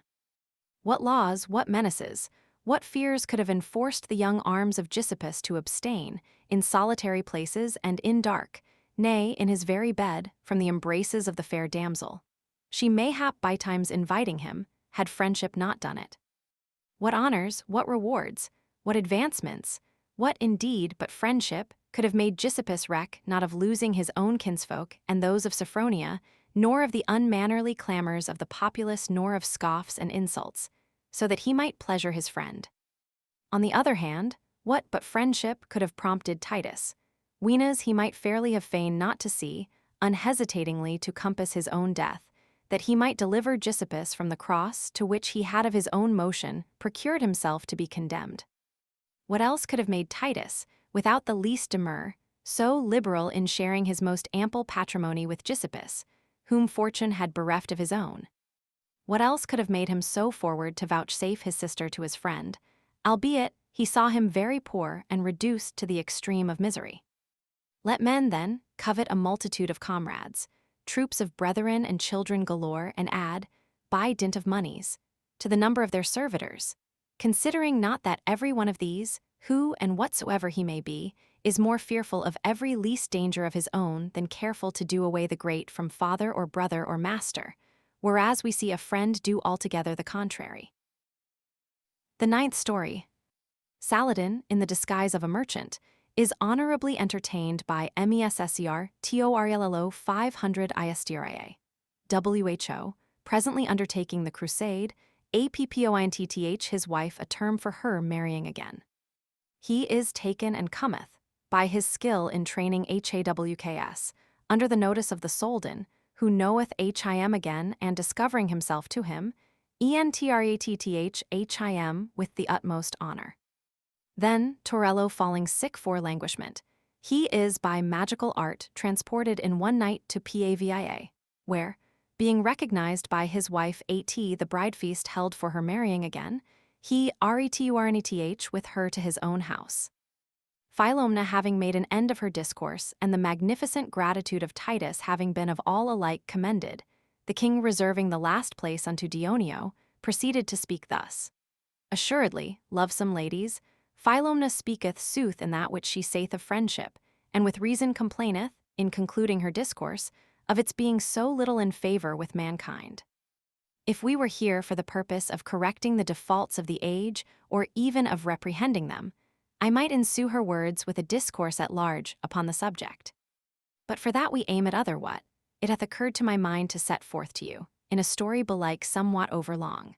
but withal altogether pleasing, one of the magnificences of Saladin, to the end that, if by reason of our defaults the friendship of anyone may not be throughly acquired, we may at the least be led, by the things which you shall hear in my story, to take delight in doing service, in the hope that, whensoever it may be, reward will ensue to us thereof. I must tell you, then, that, according to that which divers folk affirm, a general crusade was, in the days of the Emperor Frederick I, undertaken by the Christians for the recovery of the Holy Land, whereof Saladin, a very noble and valiant prince, who was then Soldan of Babylon, having notice a while beforehand, he bethought himself to seek in his own person to see the preparations of the Christian princes for the undertaking in question, so he might the better avail to provide himself. Accordingly, having ordered all his affairs in Egypt, he made a show of going a pilgrimage and set out in the disguise of a merchant, attended by 2 only of his chiefest and sagest officers and 3 serving men. After he had visited many Christian countries, it chanced that, as they rode through Lombardy, thinking to pass beyond the mountains, they encountered, about vespers, on the road from Milan to Pavia, a gentleman of the latter place, by name Messer Torello d'Istria, who was on his way, with his servants and dogs and falcons, to sojourn at a goodly country seat he had upon the Tesino, and no sooner set eyes on Saladin and his company than he knew them for gentlemen and strangers. Wherefore the Soldan inquiring of one of his servants how far they were yet distant from Pavia, and if he might win thither in time to enter the city, he suffered not the man to reply, but himself answered, Gentlemen, you cannot reach Pavia in time to enter therein. Then, said Saladin, may it please you acquaint us, for that we are strangers, where we may best lodge the night. Quoth Messer Torello, that will I willingly do. I had it presently in mind to dispatch one of my men here to the neighborhood of Pavia for somewhat. I will send him with you, and he shall bring you to a place where you may lodge conveniently enough. Then, turning to the discreetest of his men, he enjoined him what he should do and sent him with them, whilst he himself, making for his country house, let order, as best he might, a goodly supper and set the tables in the garden. Which done, he posted himself at the door to await his guests. Meanwhile, the servant, devising with the gentleman of one thing and another, led them about by certain byroads and brought them, without their suspecting it, to his lord's residence, where, weenas Messer Torello saw them, he came to meet them afoot and said, smiling, Gentlemen, you are very welcome. Saladin, who was very quick of apprehension, understood that the gentlemen had misdoubted him they would not have accepted his invitation, had he bidden them weenas he fell in with them, and had therefore brought them by practice to his house, so they might not avail to refuse to pass the night with him. And accordingly, returning his greeting, he said, Sir, and one could complain of men of courtesy, we might complain of you for that. Letting be that you have somewhat hindered us from our road, you have. Without our having merited your goodwill otherwise than by a mere salutation, constrained us to accept of such noble hospitality as is this of yours. Gentlemen, answered Messer Torello, who was a discreet and well-spoken man, it is but a sorry hospitality that you will receive from us. Regard had to that which should behove unto you, and I may judge by that which I apprehend from your carriage and that of your companions. But in truth you could nowhere out of Pavia have found any decent place of entertainment. Wherefore, let it not irk you to have gone somedel beside your way, to have a little less unease. Meanwhile his servants came round about the travellers, and helping them to dismount, eased their horses. Messer Torello then brought the 3 stranger gentlemen to the chambers prepared for them, where he let unboot them and refresh them somewhat with very cool wines, and entertained them in agreeable discourse, till such time as they might sup. Saladin and his companions and servants all knew Latin, wherefore they understood very well and were understood. And it seemed to each of them that this gentleman was the most pleasant and well-mannered man they had ever seen, aye, and the best spoken. It appeared to Messer Torello, on the other hand, that they were men of magnificent fashions, and much more of account than he had at first conceived. Wherefore he was inwardly chagrined that he could not honor them that evening with companions and with a more considerable entertainment. But for this he bethought himself to make them amends on the morrow, and accordingly, having instructed one of his servants of that which he would have done, he dispatched him to Pavia, which was very near at hand, and where no gate was ever locked, to his lady, who was exceeding discreet and great-hearted. Then, carrying the gentlemen into the garden, he courteously asked them who they were, to which Saladin answered, "We are merchants from Cyprus, and are bound to Paris on our occasions." "Would to God," cried Messer Torello, "that this our country produced gentlemen of such a fashion as I see Cyprus doth merchants." In these and other discourses they abode till it was time to sup, whereupon he left it to them to honor themselves at table. And there, for an improvised supper, they were very well and orderly served. Nor had they abidden long after the tables were removed, when Messer Torello, judging them to be weary, put them to sleep in very goodly beds, and himself a little after in like manner betook himself to rest. Footnote 473, i.e. to place themselves according to their several ranks, which were unknown to Torello. Meanwhile the servant sent to Pavia did his errand to the lady, who, with no womanly, but with a royal spirit, let call in haste a great number of the friends and servants of Messer Torello, and made ready all that behoved unto a magnificent banquet. Moreover, she let bid by torchlight many of the noblest of the townfolk to the banquet, and bringing out cloths and silks and furs, caused throughly order that which her husband had sent to bid her do. The day come, Saladin and his companions arose, whereupon Messer Torello took horse with them, and sending for his falcons, carried them to a neighboring ford, and there showed them how the latter flew. Then, Saladin inquiring for someone who should bring him to Pavia and to the best inn, his host said, "I will be your guide, for that it behoveth me go thither." The others, believing this, were content, and set out in company with him for the city, which they reached about tierce, and thinking to be on their way to the best inn, were carried by Messer Torello to his own house, where a good 500 of the most considerable citizens were already come to receive the stranger gentlemen, and were straightway about their bridles and stirrups. Saladin and his companions, seeing this, understood but too well what was forward, and said, "Messer Torello, this is not what we asked of you. You have done enough for us this past night, aye, and far more than we are worth, wherefore you might now fitly suffer us fare on our way." "Gentlemen," replied Messer Torello, "for my yesternight's dealing with you I am more indebted to fortune than to you, which took you on the road at an hour when it behoved you come to my poor house. But of your this morning's visit I shall be beholden to yourselves, and with me all these gentlemen who are about you, and to whom it seemed to you courteous to refuse to dine with them, you can do so, if you will." Saladin and his companions, overcome, dismounted, and being joyfully received by the assembled company, were carried to chambers which had been most sumptuously arrayed for them, where having put off their traveling gear and somewhat refreshed themselves, they repaired to the saloon, where the banquet was splendidly prepared. Water having been given to the hands, they were seated at table with the goodliest and most orderly observance, and magnificently served with many viands, insomuch that, were the emperor himself come thither, it had been impossible to do him more honor. And albeit Saladin and his companions were great lords, and used to see very great things, natheless, they were mightily wondered at this, and it seemed to them of the greatest, having regard to the quality of the gentleman, whom they knew to be only a citizen, and not a lord. Dinner ended, and the tables removed, they conversed a while of divers things. Then, at Messer Torello's instance, the heat being great, the gentlemen of Pavia all betook themselves to repose, whilst he himself, abiding alone with his 3 guests, carried them into a chamber, and that no precious thing of his should remain unseen of them, let call thither his noble lady. Accordingly, the latter, who was very fair and tall of her person, came in to them, arrayed in rich apparel and flanked by 2 little sons of hers, as they were 2 angels, and saluted them courteously. The strangers, seeing her, rose to their feet, and receiving her with worship, caused her sit among them, and made much of her 2 fair children. Therewithal she entered into pleasant discourse with them, and presently, Messer Torello having gone out a while, she asked them courteously whence they were, and whither they went.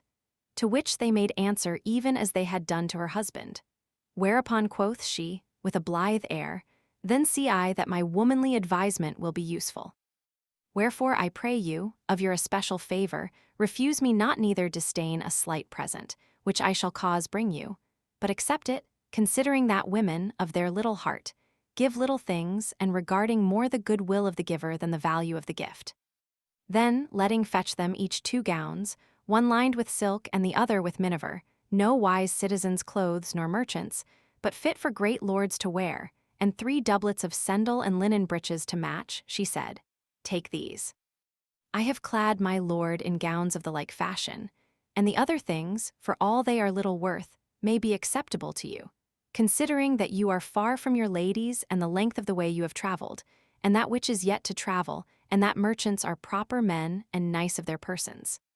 The Saracens marveled and manifestly perceived that Messer Torello was minded to leave no particular of hospitality undone them. Nay, seeing the magnificence of the unmerchant-like gowns, they misdoubted them they had been recognized of him. However, one of them made answer to the lady, saying, Madam, these are very great matters, and such as should not lightly be accepted, and your prayers, to which it is impossible to say no, constrained us not thereto. This done, and Messer Torello being now returned, the lady, commending them to God, took leave of them and let furnish their servants with like things such as sorted with their condition. Messer Torello with many prayers prevailed upon them to abide with him all that day. Wherefore, after they had slept a while, they donned their gowns and rode with him some dell about the city. Then, the supper hour come, they supped magnificently with many worshipful companions, and in due time betook themselves to rest. On the morrow they arose with day and found, in place of their tired hackneys, 3 stout and good palfreys, and on likewise fresh and strong horses for their servants, which when Saladin saw, he turned to his companions and said, I vow to God that never was there a more accomplished gentleman, nor a more courteous and apprehensive than this one. And if the kings of the Christians are kings of such a fashion as this is a gentleman, the Soldan of Babylon can never hope to stand against a single one of them. Not to speak of the many whom we see make ready to fall upon him. Then, knowing that it were in vain to seek to refuse this new gift, they very courteously thanked him therefor, and mounted to horse. Messer Torello, with many companions, brought them a great way without the city, till grievous as it was to Saladin to part from him, so much was he by this grown enamored of him, nathless, need constraining him to press on, he presently besought him to turn back, whereupon, loath as he was to leave them, Gentlemen, quoth he, since it pleaseth you, I will do it. But one thing I will e'en say to you, I know not who you are, nor do I ask to know more thereof than it pleaseth you to tell me. But be you who you may, you will never make me believe that you are merchants, and so I commend you to God.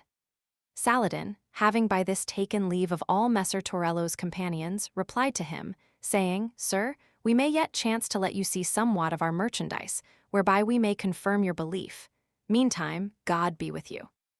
Thereupon he departed with his followers, firmly resolved, if life should endure to him, and the war he looked for undo him not, to do Messer Torello no less honor than that which he had done him, and much did he discourse with his companions of him and of his lady, and all his affairs and fashions and dealings, mightily commending everything.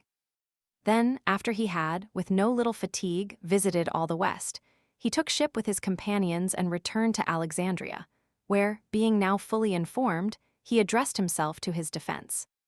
As for Messer Torello, he returned to Pavia and went long in thought who these might be, but never hit upon the truth, no, nor came near it. Footnote 474. Sic, la vostra credenza raffermaremo, but the meaning is, whereby we may amend your unbelief and give you cause to credit our assertion that we are merchants. The time being now come for the crusade and great preparations made everywhere, Messer Torello, notwithstanding the tears and entreaties of his wife, was altogether resolved to go thereon, and having made his every provision and being about to take horse, he said to his lady, whom he loved over all, Wife, as thou seest, I go on this crusade, as well for the honor of my body as for the health of my soul. I commend to thee our affairs and our honor, and for that I am certain of the going, but of the returning for 1,000 chances that may betide, I have no assurance, I will have thee do me a favour, to wit, that whatever befall of me, and thou have not certain news of my life, thou shalt await me a year and a month and a day, ere thou marry again, beginning from this the day of my departure. The lady, who wept sore, answered, Messer Torello, I know not how I shall endure the chagrin wherein you leave me by your departure. But, and my life proves stronger than my grief and aught befall you, you may live and die, assured that I shall live and die the wife of Messer Torello, and of his memory. Wife, rejoined Messer Torello, I am very certain that, inasmuch as in thee lieth, this that thou promisest me will come to pass. But thou art a young woman and fair, and of high family, and thy worth is great and everywhere known. Wherefore I doubt not but many great and noble gentlemen will, should aught be misdoubted of me, demand thee of thy brethren and kinsfolk. From whose importunities, how much soever thou mightest wish, thou wilt not be able to defend thyself, and it will behove thee perforce comply with their wishes. And this is why ask of thee this term, and not a greater one. Quoth the lady, I will do what I may of that which I have told you, and should it nevertheless behove me to do otherwise, I will assuredly obey you in this that you enjoin me. But I pray God that he bring nor you nor me to such an extremity in these days. This said, she embraced him, weeping, and drawing a ring from her finger, gave it to him, saying, And it chance that I die ere I see you again, remember me when you look upon this ring. Torello took the ring and mounted to horse. Then, bidding all his people adieu, he set out on his journey and came presently with his company to Genoa. There he embarked on board a galleon, and coming in a little while to Acre, joined himself to the other army of the Christians, wherein, well nigh out of hand, there began a sore sickness and mortality. During this, whether by Saladin's skill or of his good fortune, well nigh all the remnant of the Christians who had escaped alive were taken by him, without blow stricken, and divided among many cities and imprisoned. Messer Torello was one of those taken and was carried prisoner to Alexandria, where, being unknown and fearing to make himself known, he addressed himself, of necessity constrained, to the training of hawks, of which he was a great master. And by this he came under the notice of Saladin, who took him out of prison and entertained him for his falconer. Messer Torello, who was called by the Soldan by none other name than the Christian, recognized him not, nor did Saladin recognize him. Nay, all his thoughts were in Pavia, and he had more than once essayed to flee, but without avail. Wherefore, certain Genoese coming ambassadors to Saladin, to treat for the ransom of sundry of their townsmen, and being about to depart, he bethought himself to write to his lady, giving her to know that he was alive and would return to her as quickly as he might, and bidding her await him. Accordingly, he wrote letters to this effect, and instantly besought one of the ambassadors, whom he knew, to cause them come to the hands of the abbot of San Pietro in Cialdoro, who was his uncle. Footnote 476, sic al altro esercito. The meaning of this does not appear, as no mention has yet been made of two Christian armies. Perhaps we should translate the rest of the army, i.e. such part of the remnant of the Christian host as fled to Acre and shut themselves up there after the disastrous day of Hittin, 23 June, 1187. Acre fell on the 29th July, 1187. Things being at this pass with him, it befell one day that, as Saladin was devising with him of his hawks, Messer Torello chanced to smile and made a motion with his mouth, which the former had much noted, what while he was in his house at Pavia. This brought the gentleman to his mind, and looking steadfastly upon him, seemed it was himself, wherefore, leaving the former discourse, Hark, Christian, said he, what countryman art thou of the West? My lord, replied Torello, I am a Lombard of a city called Pavia, a poor man and of mean condition. Saladin, hearing this, was in a manner certified of the truth of his suspicion, and said joyfully in himself, God hath vouchsafed me an opportunity of showing this man how grateful his courtesy was to me. Accordingly, without saying otherwhat, he let lay out all his apparel in a chamber, and carrying him thither, said to him, Look, Christian, if there be any among these gowns that thou hast ever seen. Torello looked and saw those which his lady had given Saladin. But nathless, conceiving not that they could possibly be the same, he answered, My lord, I know none of them. Albeit, in good sooth, these twain do favor certain gowns wherewithal I, together with 3 merchants who came to my house, was invested aforetime. Thereupon Saladin, unable to contain himself farther, embraced him tenderly, saying, "You are Messer Torello d'Istria, and I am one of the 3 merchants to whom your lady gave these gowns. And now is the time come to certify you what manner merchandise mine is, even as I told you, at my parting from you, might chance to betide." Messer Torello, hearing this, was at once rejoiced and ashamed. Rejoiced to have had such a guest, and ashamed for that himseemed he had entertained him but scurvily. Then said Saladin, "Messer Torello, since God hath sent you hither to me, henceforth consider that not I, but you are master here." Accordingly, after they had mightily rejoiced in each other, he clad him in royal apparel, and carrying him into the presence of all his chief barons, commanded, after saying many things in praise of his worth, that he should of all who held his favor dear be honored as himself, which was thenceforward done of all, but above all of the 2 gentlemen who had been Saladin's companions in his house. The sudden height of glory to which Messer Torello thus found himself advanced put his Lombardy affairs somedel out of his mind, more by token that he had good reason to hope that his letters were by this come to his uncle's hands. Now there had died and been buried in the camp, or rather in the host, of the Christians, the day they were taken by Saladin, a provincial gentleman of little account, by name Messer Torello de Deans, by reason whereof, Messer Torello d'Istria being renowned throughout the army for his magnificence, whosoever heard say, "Messer Torello is dead," believed it of Messer Torello d'Istria, not of him of Deans.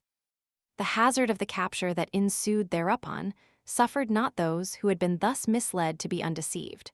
Wherefore many Italians returned with this news, amongst whom were some who scrupled not to avouch that they had seen him dead and had been at the burial. This, coming to be known of his wife and kinsfolk, was the cause of grievous and inexpressible sorrow, not only to them, but to all who had known him. It were longsome to set forth what and how great was the grief and sorrow and lamentation of his lady. But, after having bemoaned herself some months in continual affliction, coming to sorrow less, and being sought in marriage with the chiefest men in Lombardy, she began to be presently importuned by her brothers and other her kinsfolk to marry again. After having again and again refused with many tears, needs must she at the last consent perforce to do her kinsfolk's will, on condition that she should abide, without going to a husband, so long as she had promised Messer Torello. The lady's affairs at Pavia being at this pass, and there lacking maybe 8 days of the term appointed for her going to her new husband, it chanced that Messer Torello espied one day in Alexandria one whom he had seen embark with the Genoese ambassadors on board the galley that was to carry them back to Genoa, and calling him, asked him what manner voyage they had had, and when they had reached Genoa. Whereto the other replied, "Sir, the galleon, as I heard in Crete, where I remained, made an ill voyage. For that, as she drew near unto Sicily, there arose a furious northerly wind, which drove her on to the Barbary quicksands, nor was anyone saved, and amongst the rest 2 brothers of mine perished there." Messer Torello, giving credit to his words, which were indeed but too true, and remembering him that the term required by him of his wife ended a few days thence, concluded that nothing could be known at Pavia of his condition, and held it for certain that the lady must have married again. Wherefore he fell into such a chagrin that he lost appetite, and taking to his bed, determined to die. When Saladin, who loved him above all, heard of this, he came to him, and having, by dint of many and urgent prayers, learned the cause of his grief and his sickness, upbraided him sore for that he had not before told it to him, and after besought him to be comforted, assuring him that, if he would but take heart, he would so contrive that he should be in Pavia at the appointed term, and told him how. Messer Torello, putting faith in Saladin's words, and having many a time heard say that this was possible, and had indeed been often enough done, began to take comfort and pressed Saladin to dispatch. The Soldan accordingly charged a nigromancer of his, of whose skill he had aforetime made proof, to cast about for a means whereby Messer Torello should be in one night transported upon a bed to Pavia, to which the magician replied that it should be done, but that, for the gentleman's own weal, he must put him to sleep. This done, Saladin returned to Messer Torello, and finding him altogether resolved to seek at any hazard to be in Pavia at the term appointed, if it were possible, and in default thereof, to die, bespoke him thus: "Messer Torello, God knoweth that I neither will nor can anywise blame you if you tenderly love your lady and are fearful of her becoming another's. For that, Of all the women I ever saw, she it is whose manners, whose fashions, and whose demeanor, leaving be her beauty, which is but a short-lived flower, appear to me most worthy to be commended and held dear. It had been very grateful to me, since fortune hath sent you hither, that we should have passed together, as equal masters in the governance of this my realm, such time as you and I have to live, and if this was not to be vouchsafed me of God, it being fated that you should take it to heart to seek either to die or to find yourself in Pavia at the appointed term, I should above all have desired to know it in time, that I might have you transported to your house with such honor, such magnificence, and in such company as your worth meriteth. However, since this hath not been vouchsafed, and you desire to be presently there, I will e'en, as I may, dispatch you thither after the fashion whereof I have bespoken you. My lord, replied Messer Torello, your acts, without your words, have given me sufficient proof of your favor, which I have never merited in such supreme degree,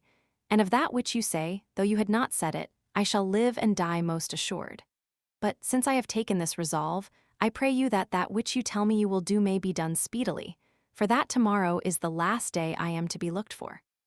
Saladin answered that this should without fail be accomplished, and accordingly, on the morrow, meaning to send him away that same night,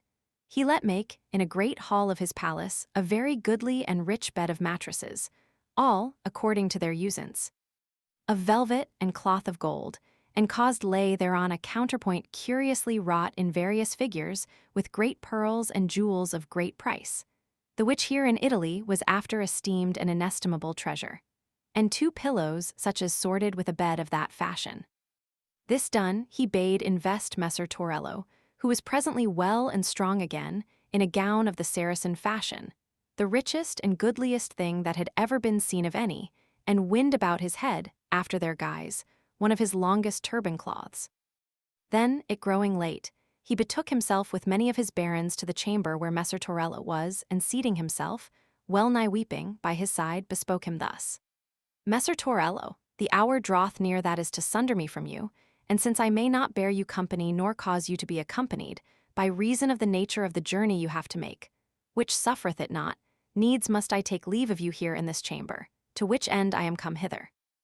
Wherefore, ere I commend you to God, I conjure you, by that love and that friendship that is between us, that you remember you of me, and if it be possible, ere our times come to an end, that, ween as you have ordered your affairs in Lombardy, you come at the least once to see me, to the end that, what while I am cheered by your sight, I may then supply the default which needs must I presently commit by reason of your haste.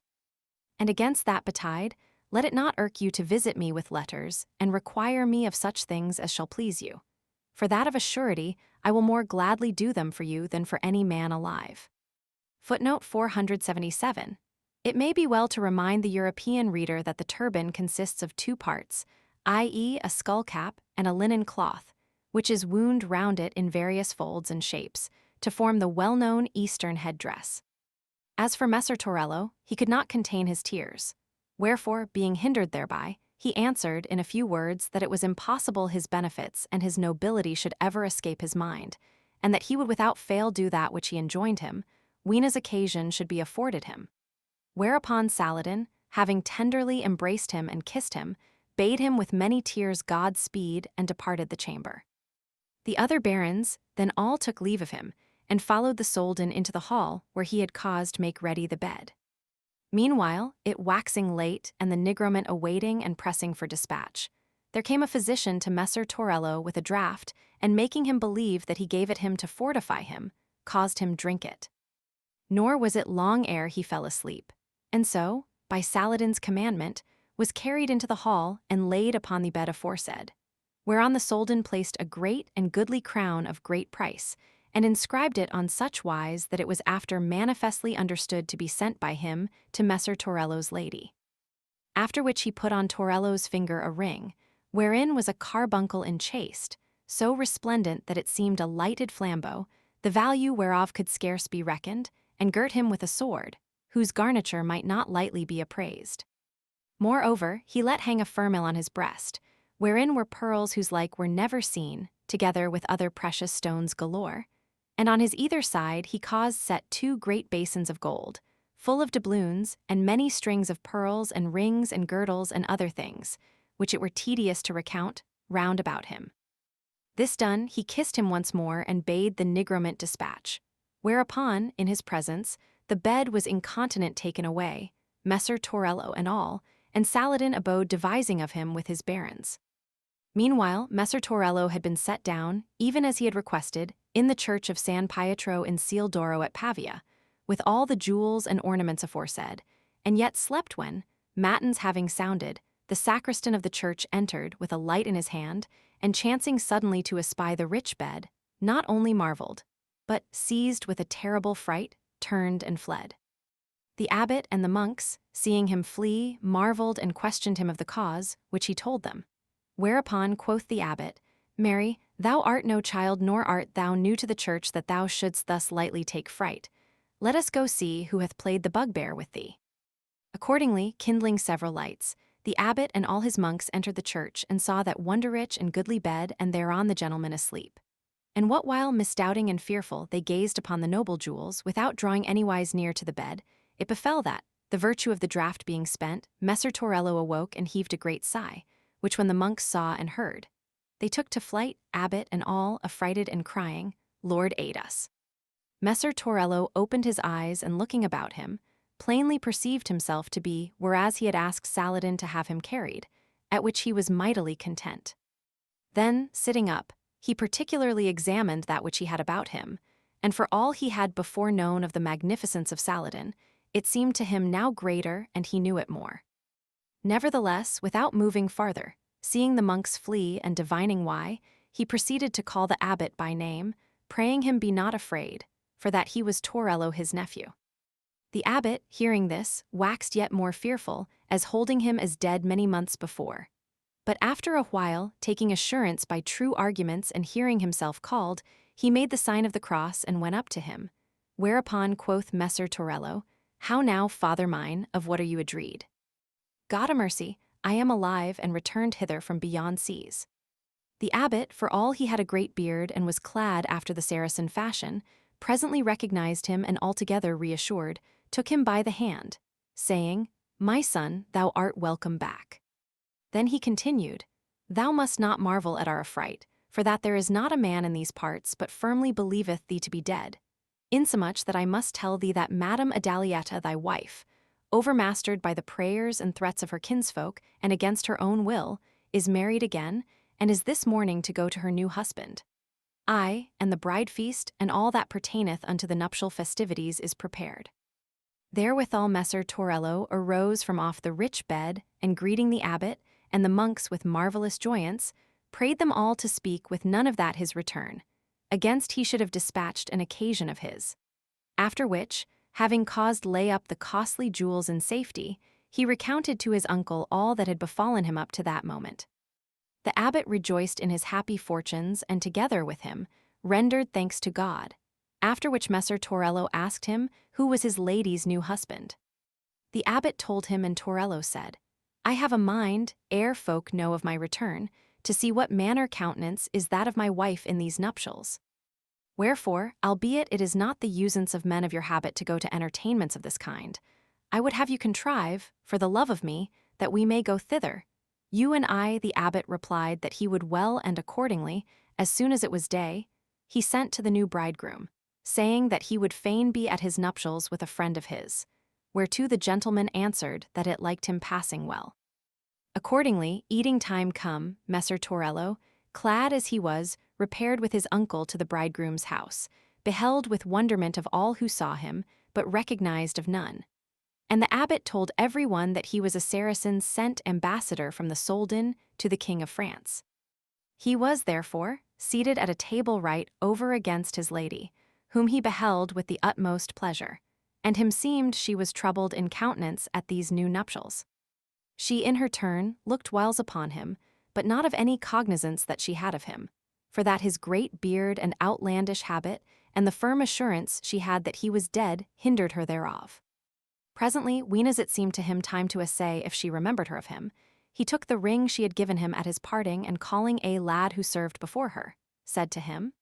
Say to the bride, on my part, that it is the usance in my country, ween as any stranger, such as I am here, eateth at the bride feast of any new married lady, like herself, that she, in token that she holdeth him welcome at her table, send him the cup, wherein she drinketh, full of wine. Whereof after the stranger hath drunken what he will, the cup being covered again, the bride drinketh the rest. The page did his errand to the lady, who, like a well-bred and discreet woman as she was, believing him to be some great gentleman, commanded, to show him that she had his coming in gree, that a great gilded cup which stood before her should be washed and filled with wine and carried to the gentleman. And so it was done.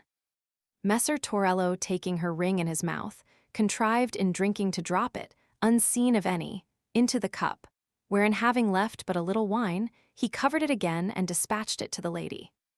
Madame Adalietta, taking the cup and uncovering it that she might accomplish his usance, set it to her mouth, and seeing the ring, considered it a while without saying aught. Then, knowing it for that which she had given to Messer Torello at parting, she took it up, and looking fixedly upon him whom she deemed a stranger, presently recognized him. Whereupon, as she were waxen mad, she overthrew the table she had before her and cried out, saying, "It is my lord, it is indeed Messer Torello." Then, running to the place where he sat, she cast herself as far forward as she might, without taking thought to her clothes or to aught that was on the table, and clipped him close in her arms, nor could, for word or deed of any there, be loosed from his neck, till she was bidden of Messer Torello contain herself somewhat, for that time enough would yet be afforded her to embrace him. She accordingly having arisen, and the nuptials being by this all troubled, albeit in part more joyous than ever for the recovery of such a gentleman, every one, at Messer Torello's request, abode quiet. Whereupon he related to them all that had betided him from the day of his departure up to that moment, concluding that the gentleman, who, deeming him dead, had taken his lady to wife, must not hold it ill if he, being alive, took her again unto himself. The bridegroom, though somewhat mortified, answered frankly, and as a friend, that it rested with himself to do what most pleased him of his own. Accordingly, the lady put off the ring and crown hat of her new groom, and donned the ring which she had taken from the cup, and the crown sent her by the soldan. Then, issuing forth of the house where they were, they betook themselves, with all the nuptial train, to Messer Torello's house, and there recomforted his disconsolate friends and kindred, and all the townsfolk, who regarded his return as well nigh a miracle, with long and joyous festival. As for Messer Torello, after imparting of his precious jewels to him who had had the expense of the nuptials, as well as to the abbot and many others, and signifying his happy repatriation by more than one message to Saladin, whose friend and servant he still professed himself, he lived many years thereafterward with his noble lady, and thenceforth used more hospitality and courtesy than ever. Such then was the issue of the troubles of Messer Torello and his beloved lady, and the recompense of their cheerful and ready hospitalities,